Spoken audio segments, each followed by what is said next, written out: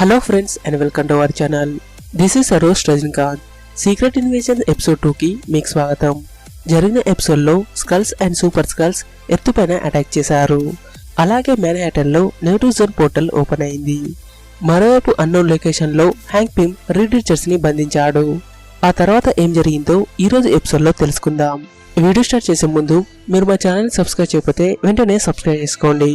New updates కోసం మా Facebook page ని ఫాలో అవ్వండి. Without further ado, let's roll the intro.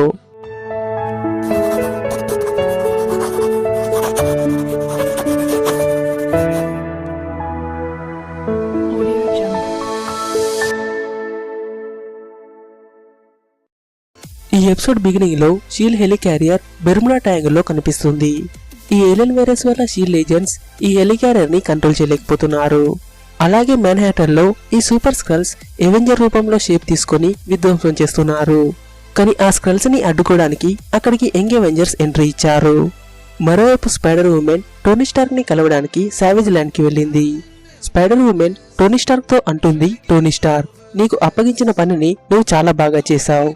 ఇక మన ప్లానెట్ కి వెళ్లాల్సిన సమయం వచ్చింది. ఇక్కడ స్పైడర్ ఉమెన్ టోనీ స్టార్క్ ని మ్యానిపులేట్ చేయడానికి ట్రై చేస్తుంది. అలాగే స్పైడర్ ఉమెన్ టోనీ స్టార్క్ తో అంటుంది, నువ్వు ఒక స్క్రల్ వారియర్వి.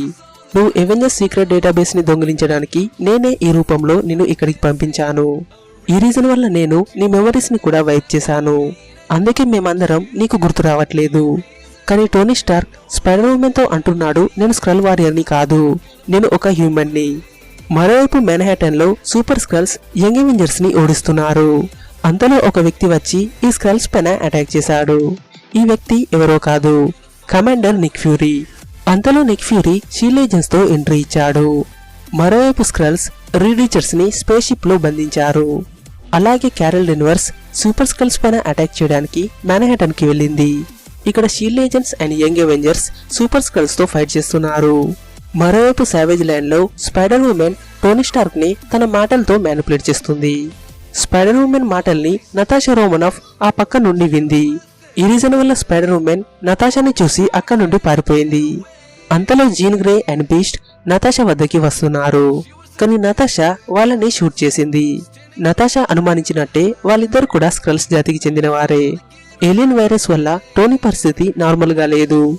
ఇది మాత్రమే కాకుండా స్పైడర్ ఉమెన్ తను టోనీ స్టార్క్ కాదని టోనీ స్టార్క్ ని కన్ఫ్యూజన్ లో పడేసింది. వెంటనే నతాషా రోమనోఫ్ టోనీ స్టార్క్ కి అడ్రినల్ ఇంజెక్షన్ ఇచ్చింది.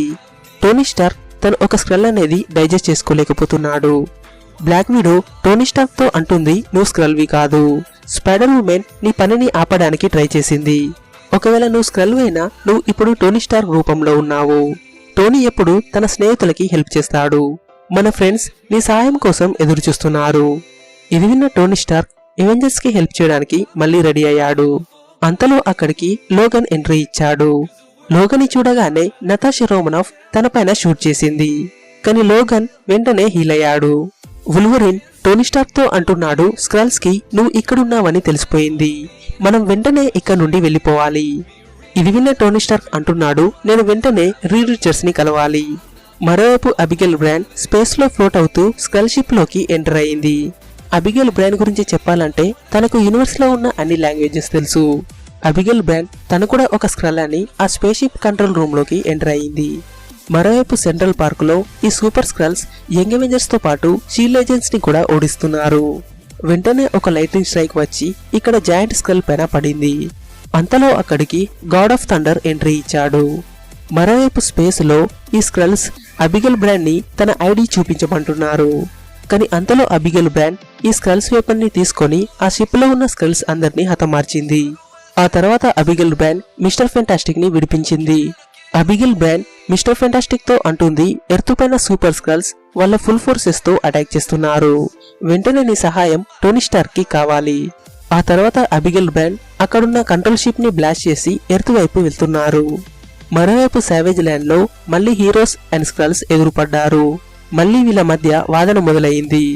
ఎవరు కూడా వాళ్ళు స్క్రల్స్ అని ఒప్పుకోవట్లేదు. అంతలో రీడ్ రిచర్డ్స్ లైట్నింగ్ స్ట్రైక్ తో హీరోస్ పైన అటాక్ చేశాడు. ఈ లైట్నింగ్ స్ట్రైక్ వల్ల ఈ స్క్రల్స్ అందరూ వాళ్ళ నార్మల్ ఫామ్ లోకి వచ్చారు.